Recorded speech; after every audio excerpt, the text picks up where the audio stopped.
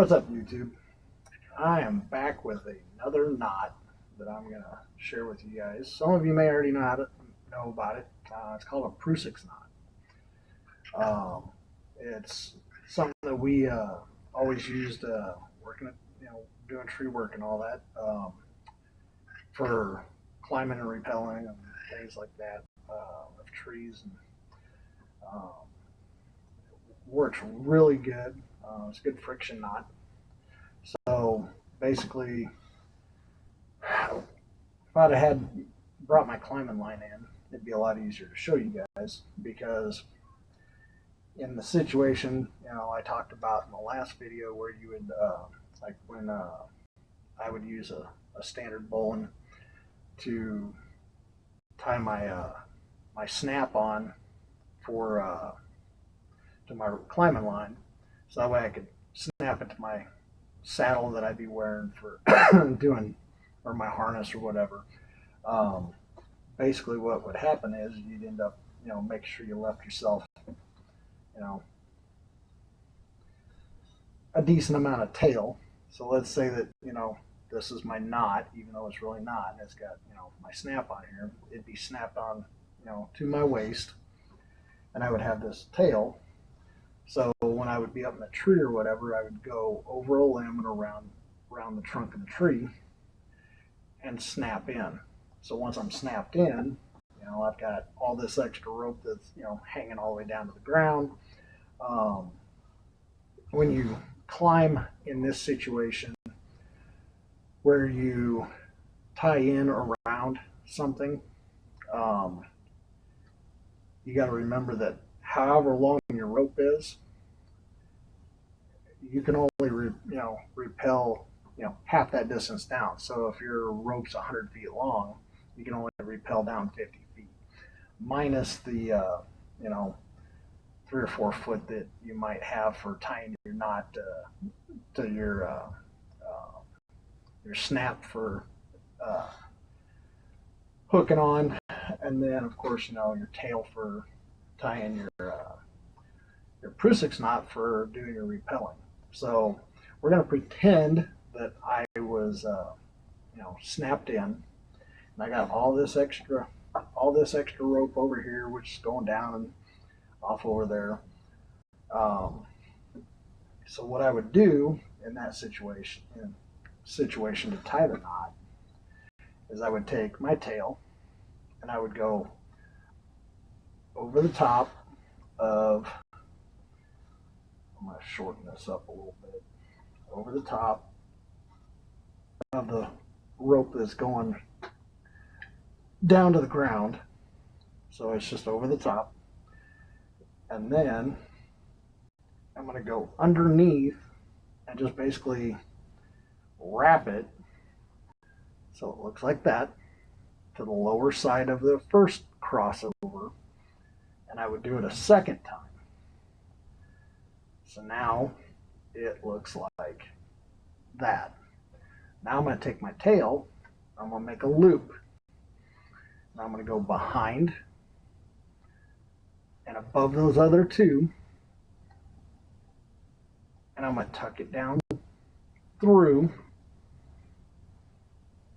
I'm going to work this down, and then I'm going to go around one more time, and I'm going to go in between my original crossover with my tail and underneath that top loop that I made, and tuck it down through.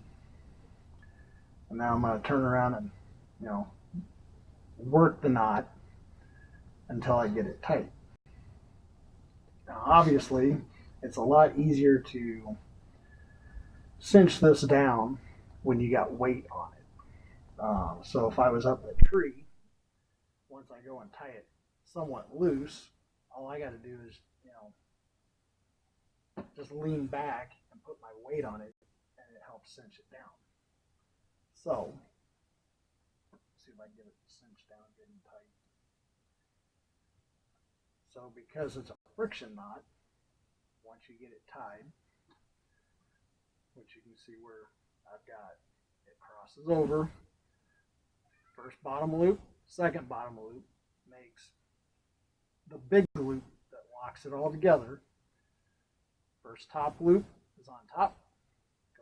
Go through that loop, back around to make your second top loop, and tuck it down through, which leaves you a tail.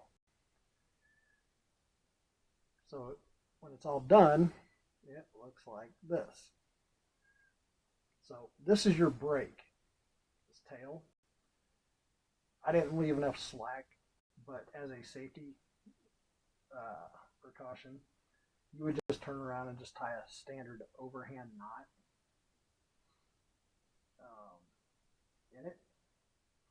I might be able to get enough. I'm going to make sure I get enough slack so I can show you guys.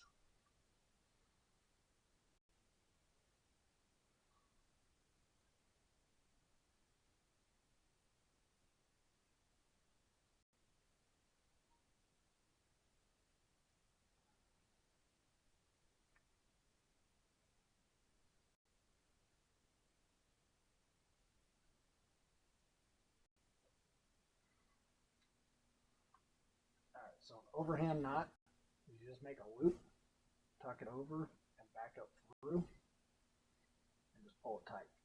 So it just looks like that. And then that way, your tail can't pull back through this knot. So when you're repelling and all that fun stuff,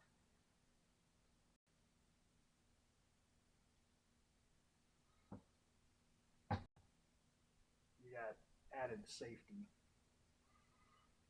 Because if this is tight,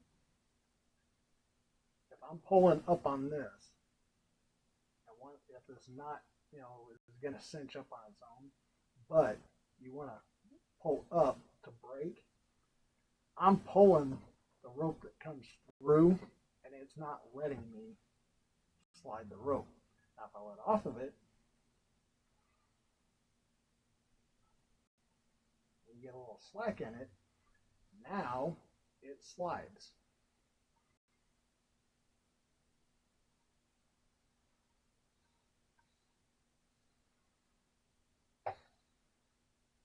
See how it slides? But if I go and put tension on it, it will not slide, and if it does, it's not very easy. So that is how you tie a Prusik knot. And I will